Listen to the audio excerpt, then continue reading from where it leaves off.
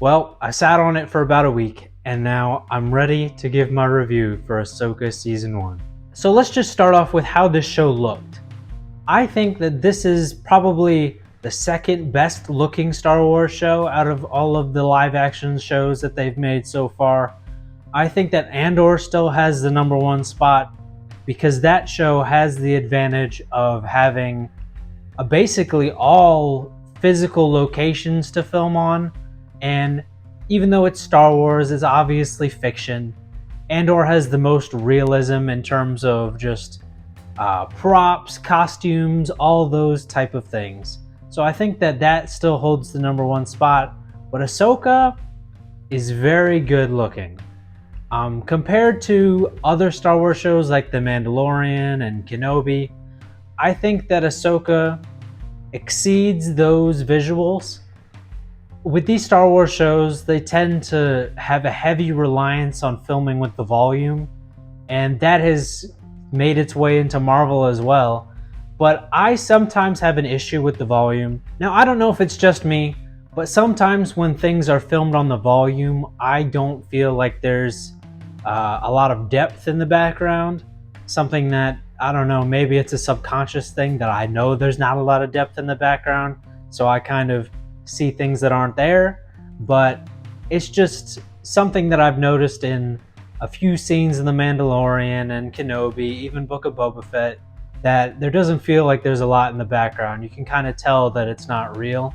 And obviously it's not real, but I feel like in Ahsoka, I don't have those issues. The only moments in Ahsoka where I felt like there wasn't a lot of depth in the background were the Clone Wars flashbacks. But those are very excusable because those flashbacks, number one, they are flashbacks. They're like a vision or a memory.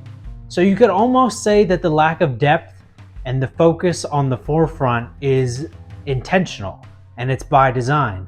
So there isn't even really a reason to critique that. There are some times in these live action Star Wars shows when you're thinking to yourself, that looks good for a TV budget, but it would look even better with a movie budget. If that was in the sequel trilogy, that would look even better. And I don't really have anything like that from Ahsoka. I think that the creature design, the Purrgil, the wolf-like creatures on Peridia, I feel like those designs look really good for a TV budget. And I don't really think they would look that much better on a movie budget because they really did look that good. When we first saw the Purrgil in episode 3, I was like, wow, that kind of shocks me how good it looks. There are times in these Star Wars shows when just you can tell that things are not quite up there in quality like you would expect from a movie budget, but Ahsoka really avoids that well. I think that they put their heart and soul into these effects, and that's something that I can really appreciate because on the flip side, another Disney property, Marvel, has kind of been lacking a little bit in recent years. Something that I've never really had an issue with since The Mandalorian Season 1 and since they started making these live action Star Wars shows, I have never once had an issue with costume design at any point. And that doesn't start now. I think Ahsoka's costume design is really good. Something that always seems like a unique challenge is translating animated things into live action, getting it right, making it look right, because obviously there's different kinds of animation. Proportions for people aren't really realistic in animation a lot of times, but I think that all of the costumes that came from animation into live action look really good. And even all the costumes that we'd never seen before that were made specifically for this show looked really good. Balin's, Shin's, Merrick's, armor, all looked really good, inspired from different cultures and unique for the Star Wars universe. And even though they do look somewhat reminiscent of armor and costumes that we've seen in Legends, it's unique to canon. And I'm glad that they're pulling in this sort of knight-esque sort of looks for characters. I think it's really cool, and I can't wait to hopefully see more costumes like that in the future. Let's talk about hair and makeup in this show. I know that's something that oftentimes gets roped in with costume design or character design or what have you, but hair and makeup's its own thing. And I think they did a really good job in this show. And you could say that about all the Star Wars shows, but I'm not going to, because I think that, to no fault of the hair and makeup people, I felt personally like it was lacking in Kenobi a little bit. And maybe I'm talking about this in the wrong section. This isn't really a critique of hair and makeup whatsoever, but it has some sort of relevance with hair and makeup. The reason I'm mentioning it now is just because it's what I think of when I think of the design for the Grand Inquisitor, the design for the Fifth Brother. Obviously, those characters were from Rebels as well, and they were brought into live action. And I feel like we kind of missed the mark with those a little bit. The makeup looked fine. It was great. They did what they could do. But for those characters, I felt like we needed a Cad Bane a little bit, where it was CG overlay, sort of like a Grogu, even though that's not hair and makeup, he's a puppet. But that CG overlay I felt like was missing. And I know that has a bit to do with budget and just with direction of the show, but I don't know. I feel like we could have done better there. But I don't think we had that problem in Ahsoka. Ahsoka looks great as always. We've obviously seen her in Book of Boba Fett and in Mandalorian, but I feel like she looks better here than she did when we first saw her. So I'm glad they're continuing to improve upon that. The makeup they used on Lars Mikkelsen was great for Grand Admiral Thrawn, and the contact lenses for him looked good. That's a whole nother subject I'm gonna get to in a few minutes. I know Star Wars has been doing the makeup and prosthetics for Twi'leks for a long time now, but Hera looked good, and the Great Mothers looked good. Their makeup looked great, and I fully believed that they were not human. They were Dathomiri. So that's what you want. You want that level of immersion when you do hair and makeup, costume design, all those things. You want to feel like it's a different species when it's supposed to be a different species. You don't want to have in the back of your head that that's a human. And I feel like that's what was lacking a little bit with the Fifth Brother. There was just a missed opportunity there where makeup was not enough for that character. If you're basing it off of a character in Rebels who was clearly not human, albeit humanoid, you can't bring him into live action and just put some makeup on him. That doesn't really give you the same level of immersion into the universe that you would like. To wrap up talking about hair and makeup, I would like to give my one critique for hair and makeup. And this isn't hair and makeup really. It's more of, I don't know, character design, costume design, but I'm just throwing it in here because it's in the same realm. It's something that you think of when you think of hair and makeup. I know that some people have had issues with the contact lenses they used in this show, and I understand where they're coming from. Ezra's contact lenses, Hera's, even Ahsoka's at times are just a bit too vibrant. And I know that they're trying to match their animated counterparts, and I respect that. I completely respect that, and I love that they tried to just make it as close as possible. I feel like they heard critiques of Kenobi and the Inquisitor designs, and they decided to just make these as accurate as possible. But I wouldn't have minded if Hera's, Ezra's, Ahsoka's contact lenses were just a little duller. They were a bit bright, and it's not that that's a bad thing. It's just that they look unreasonably bright. Like, Ezra's blue eyes in animation are still human eyes, and Ezra's eyes in the Ahsoka show look not real. And I feel like there's gotta be some sort of happy medium there where you're staying true to the character, but you also need to have some form of realism. And I know that's kind of a weird thing to say because it's Star Wars, it's not real. There doesn't need to be realism 99% of the time. But I think for a human character, we kind of need human eyes, if you know what I'm talking about. I hope that makes sense. Now that we've gone over how everything looks, the designs and all that, let's move into casting. I think the casting for this show was done really well.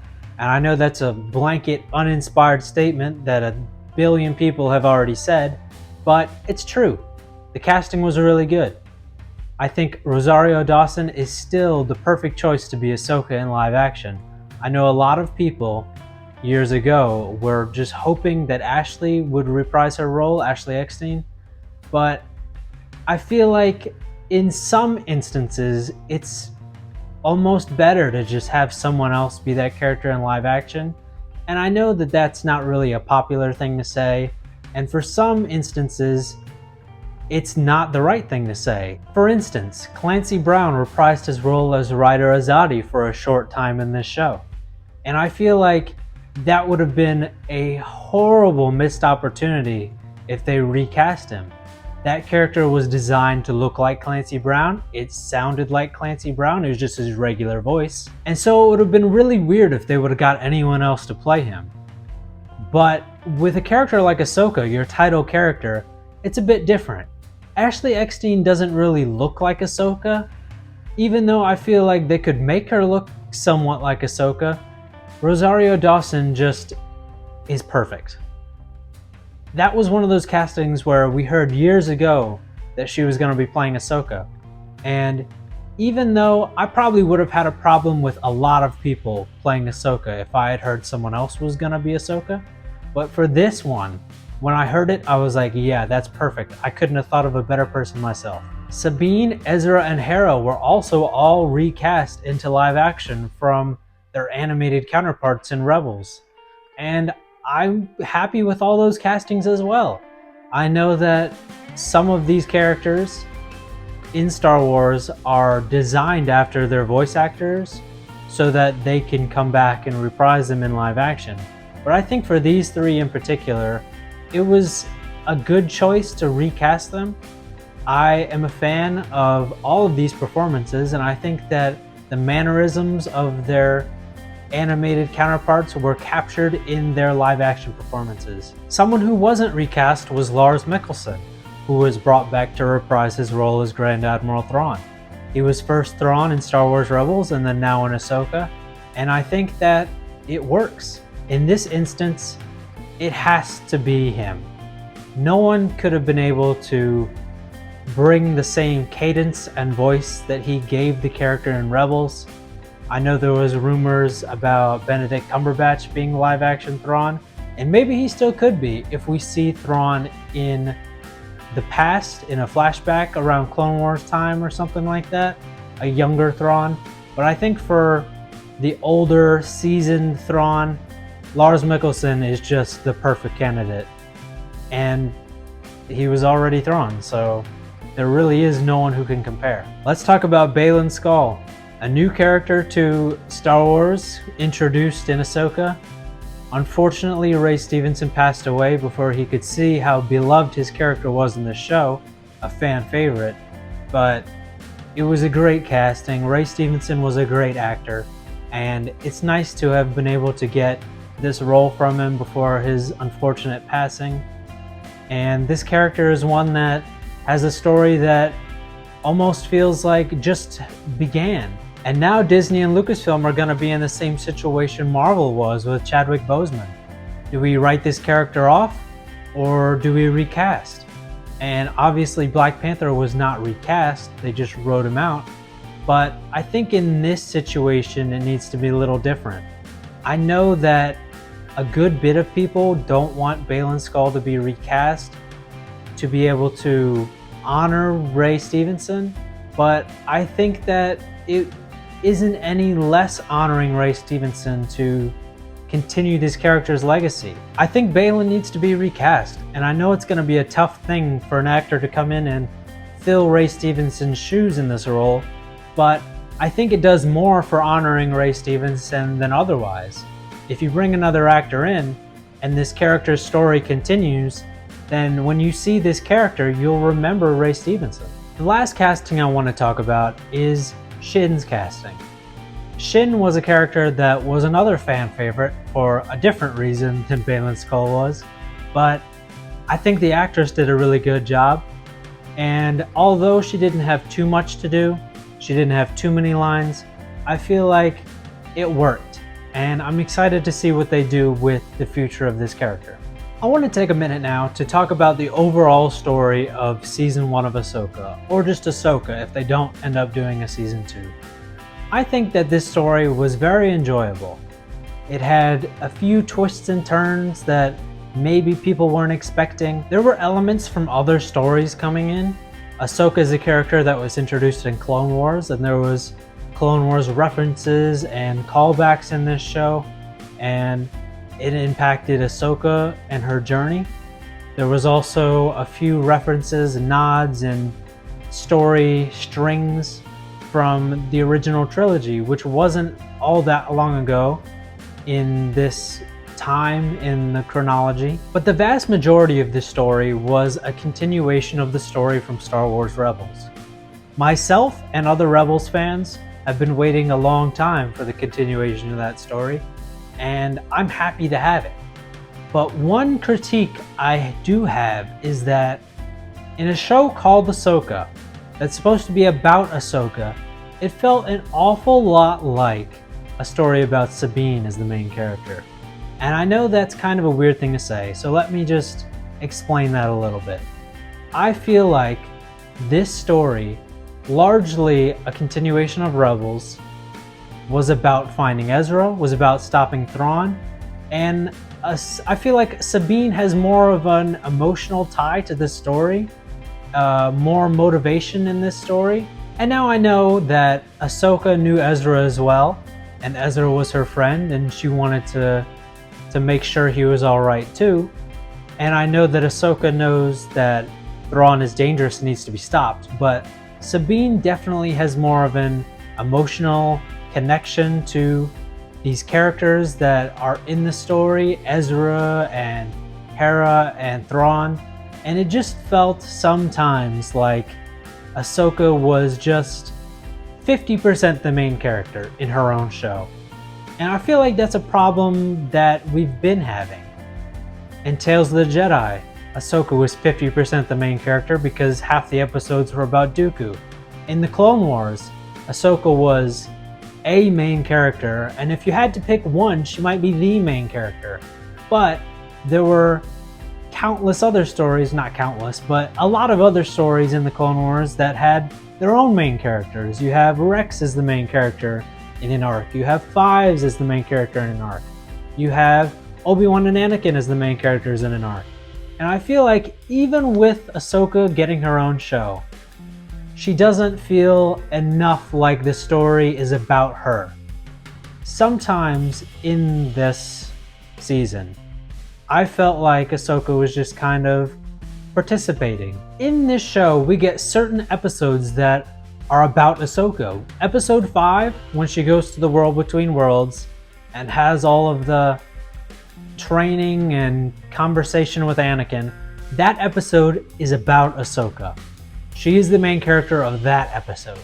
But you go to the next episode, episode 6, Ahsoka's in it, 2-3 minutes?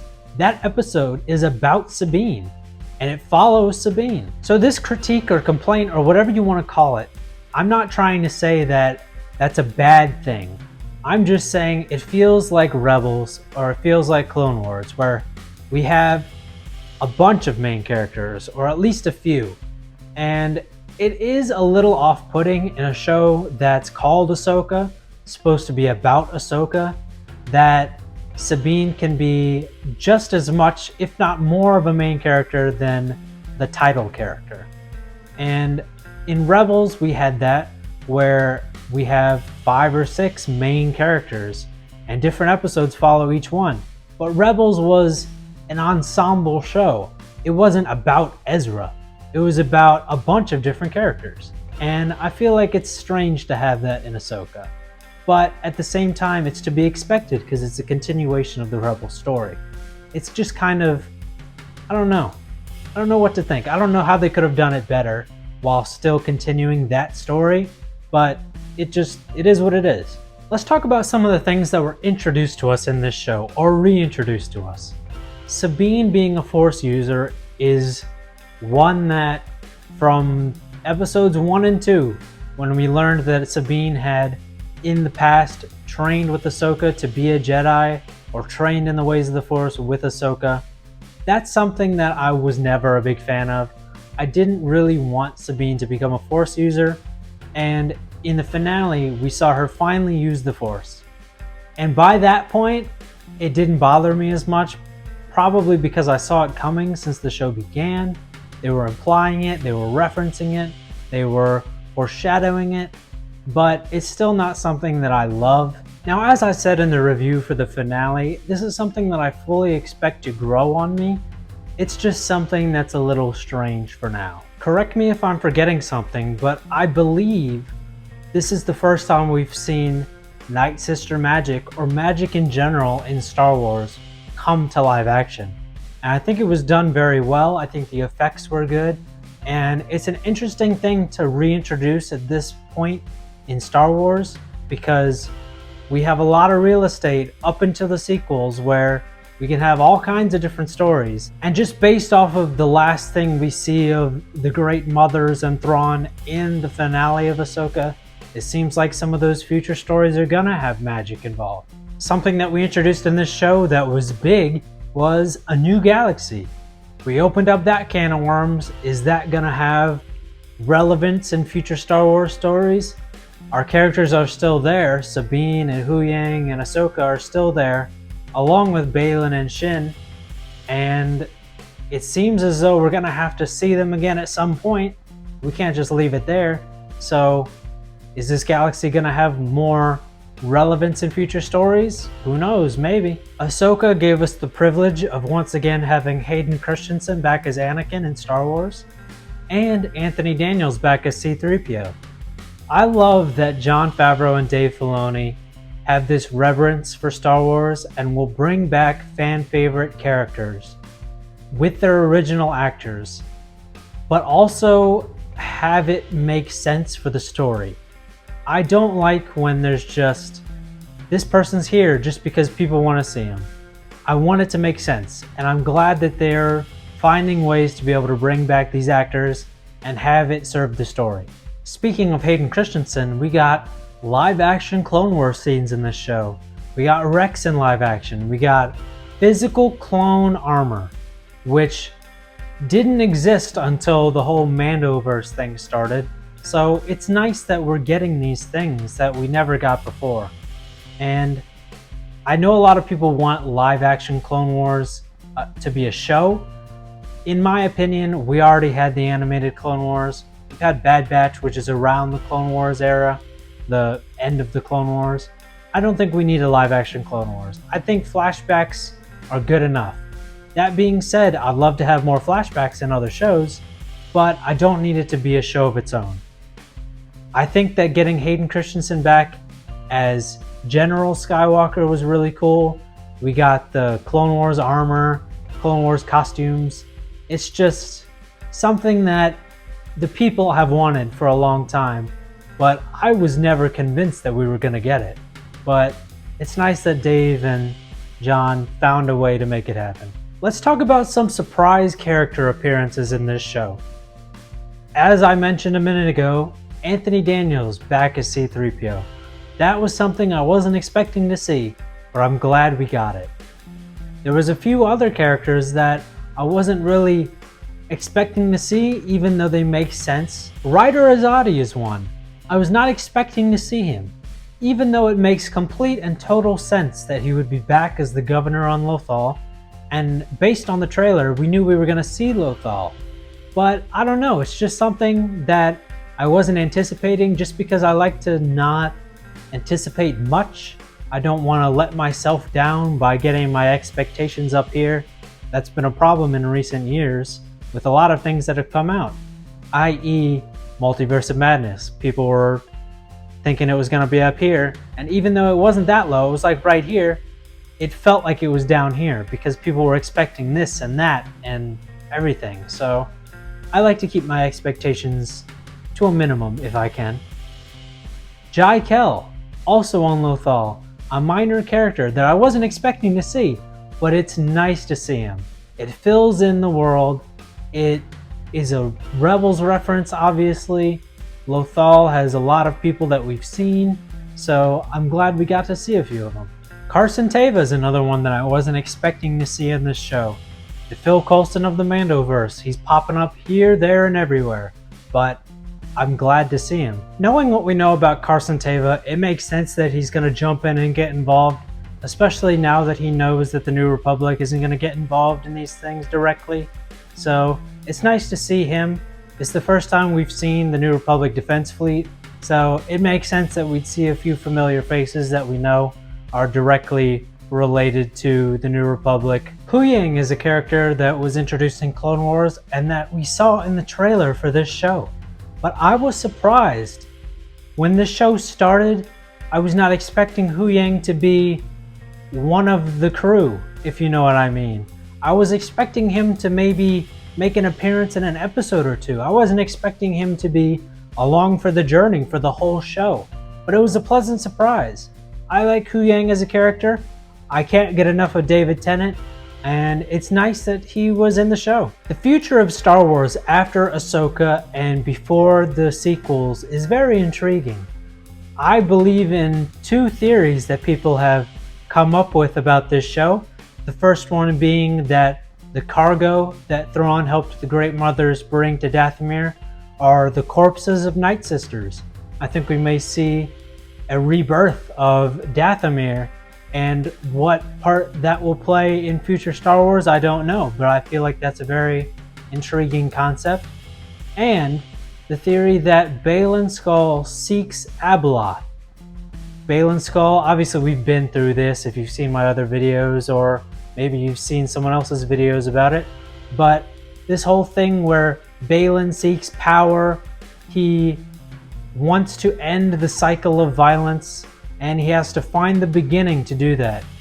Could the beginning be that the source of the darkness of the cycle is Abeloth? She is chaos incarnate and the most powerful being in Star Wars alive right now, maybe at all, ever. So if he intends to release her, that's going to be a whole problem. I don't know how we're going to stop her, especially without Luke because of the whole issues with deep faking him and whatnot.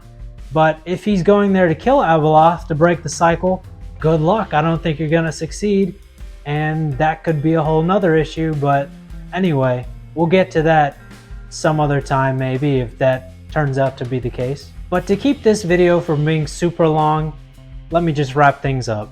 This show was a great new chapter for Star Wars.